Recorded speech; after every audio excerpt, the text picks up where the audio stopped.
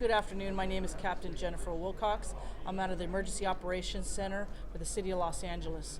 With the ongoing fires, both the Hearst fire and the Palisades fire, LAUSD has student meals available at the following locations: Mulholland Middle School, Sepulveda Middle School, San Fernando Middle School, and Richard E. Byrd Middle School. On the east, we have Hollenbeck Middle School, Southgate High, Los Angeles Academy Middle School, and John H. Liechty Middle School. In the south, we have Fremont High, Harry Bridges Span School, Edwin Markham Middle School, and Barack Obama Global Prep Academy.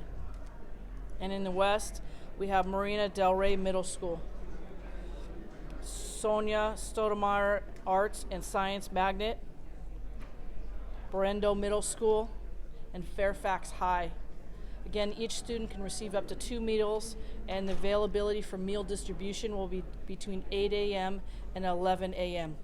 And this will start tomorrow. Thank you.